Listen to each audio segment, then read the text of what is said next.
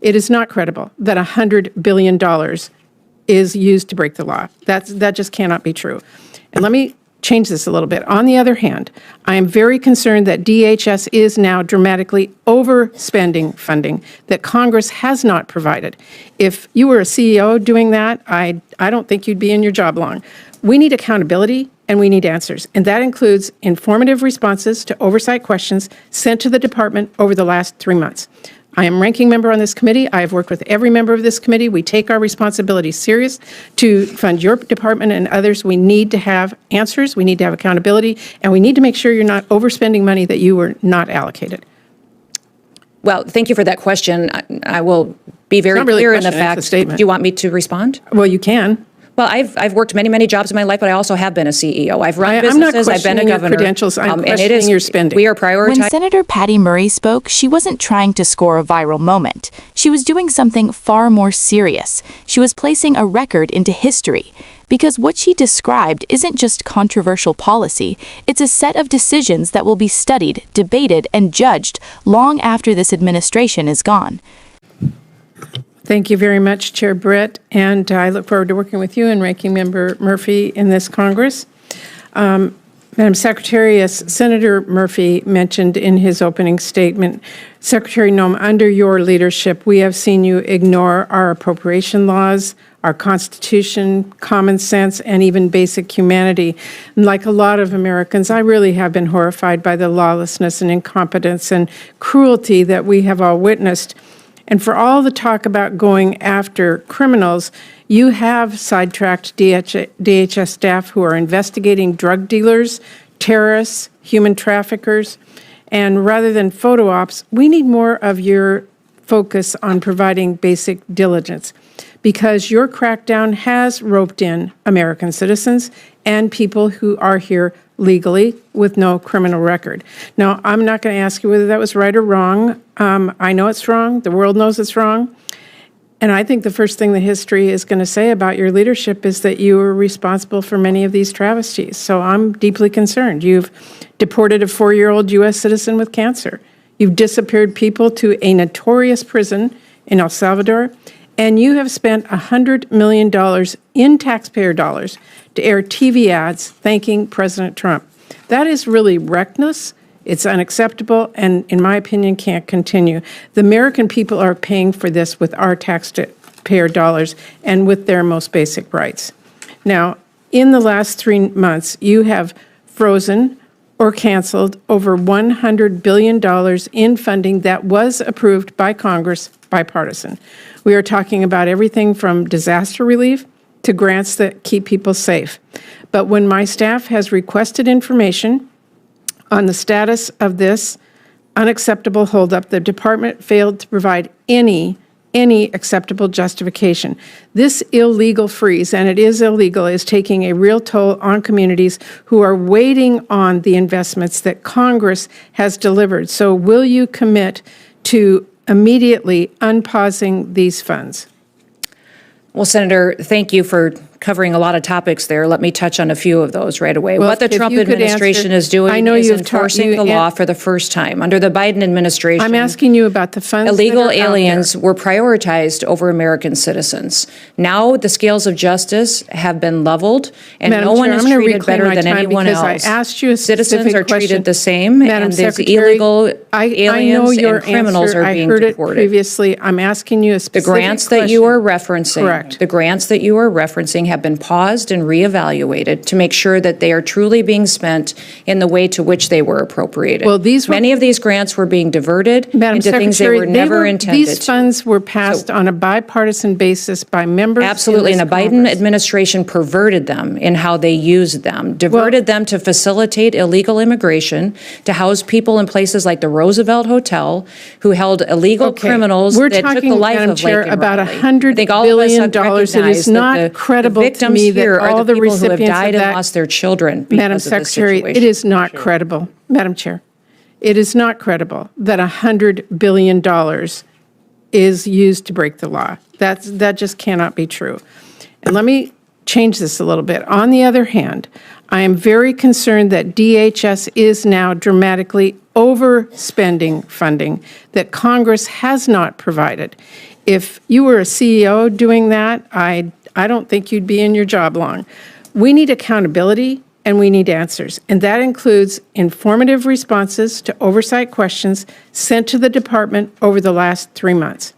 I am ranking member on this committee. I have worked with every member of this committee. We take our responsibility serious to fund your department and others. We need to have answers. We need to have accountability, and we need to make sure you're not overspending money that you were not allocated. Well, thank you for that question. I will be very It's not really a clear in the question, it's a fact. statement. Do you want me to respond? Well, you can. Well, I've worked many jobs in my life, but I also have been a CEO. I've run I'm not businesses. I've been a questioning your governor. credentials. I'm and it questioning is your spending. We are prioritizing where our security needs are in this country, and we are hoping that this body will agree that reconciliation is necessary to address the things that have been neglected in this country for too long. That we have the technology upgrades, the manpower upgrades that are necessary. So the $170 billion request for the Department of Homeland Security Madam is Chair, my incredibly time is important to running make out, sure and we have the I do have a tools that couple we of need. additional questions. The fact is that you've not been given this funding. Saying that it's going to come in reconciliation that has not passed is not an acceptable answer. I did want to ask about FEMA and disaster relief. This is really important. A lot of disaster relief has been politicized. You've endorsed eliminating FEMA outright. We have seen an upheaval at FEMA that is going to put lives in jeopardy. 1 in 5 FEMA employees have been pushed out, taking this administration's so-called buyout offer. We are losing indispensable staff just weeks away from fire and hurricane season, and over $100 billion in disaster relief and FEMA grants are still being held up. DHS is making it a lot harder to qualify for relief, something people in my home state of Washington are experiencing firsthand. Multiple requests from governors have been rejected in recent weeks, including a request from our state. And we haven't been given any response about this. And I'm watching this and I'm thinking, has President Trump directed you to prioritize funding for Republican states? Absolutely not. Have you directed your staff to prioritize funding to Republican-led states over Democratic states? Absolutely not. Have There your is, staff under this administration, there will not be any politicization of support, relief, FEMA assistance, or grants given based on politics. Well, every single person there will be is a treated the same. clear It will be very trend, different than the Biden Madam administration. Secretary, there's a clear trend of Republican-led states getting very fast responses and funding. Democrat-led states are being forced to wait. We have never treated FEMA as a partisan issue in this country. Thank you, Madam Chair. Thank you. Murray began by accusing the Department of Homeland Security under Secretary Kristi Noem of something rare in Washington hearings: systemic lawlessness. Not mistakes, not oversight failures, lawlessness. She laid out how DHS, in her view, has ignored congressional appropriations, sidestepped constitutional limits, and abandoned even the most basic standards of humanity. That's not rhetorical overreach. It's a direct charge that the executive branch is operating outside the authority granted to it by Congress. And then she explained why this matters. Immigration enforcement is supposed to prioritize real threats: drug traffickers, terrorists, violent criminals, human traffickers. But according to Murray, DHS has pulled investigators away from those missions and redirected its energy toward mass crackdowns designed more for optics than safety. The result, she said, is predictable and devastating: American citizens and lawful residents with no criminal records getting swept up in the dragnet. That's when she delivered the line that froze the room: a 4-year-old American child with cancer, deported. Murray didn't ask Noem whether that was right or wrong, because legally and morally, that question was already answered. A U.S. citizen cannot be deported under the law, and even setting legality aside, the removal of a sick child from their country, their doctors, their treatment network, and their stability crosses a line that most Americans instinctively understand without needing a statute book. When Murray said the world knows it's wrong, she wasn't exaggerating. Actions like this don't just affect families, they damage America's credibility. They become evidence cited by human rights groups, foreign governments, and historians when evaluating whether the United States still practices the values it claims to defend. From there, Murray widened the lens. She pointed to people being transferred to a notorious prison in El Salvador, raising serious concerns about due process and accountability. She highlighted the use of $100 million in taxpayer funds for political advertising praising the president, money that Congress never appropriated for that purpose. In plain terms, she was saying DHS is spending public money to market itself while ignoring the law. But the most consequential issue she raised may not grab headlines as easily, and that's the illegal freeze of congressionally approved funding.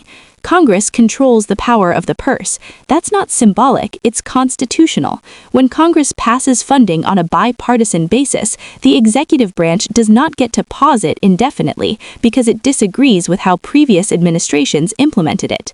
Murray accused DHS of freezing over $100 billion in disaster relief, public safety grants, and community funding without legal justification. That doesn't just slow programs, it destabilizes states, cities, and emergency systems that depend on predictable funding to function. Noem's response followed a familiar pattern. She reframed enforcement as fairness. She argued that the administration is simply enforcing the law and leveling the scales. But notice what she did not do. She did not address the child. She did not explain how a U.S. citizen was deported. She did not reconcile freezing congressionally mandated funds with the Constitution. Instead, she blamed the Biden administration, claimed funds were misused, and argued that DHS is re-evaluating grants to ensure compliance. Murray immediately pushed back, because this is where understanding the process matters. Agencies do not get to retroactively reinterpret congressional intent and freeze funding wholesale. If they believe misuse occurred, they must show evidence, follow procedures, and work with Congress, not stonewall oversight requests. Murray then raised what may be the most alarming warning of all. DHS is spending money it does not yet have. Noem suggested future reconciliation funding would cover current expenditures. Murray shut that down. In government, you cannot spend based on hope. You cannot obligate funds Congress hasn't approved. In the private sector, doing so would get a CEO fired or prosecuted. In government, it raises the specter of constitutional violations. And then came FEMA. Disaster response is not theoretical. Fire season and hurricane season don't wait for political arguments to resolve.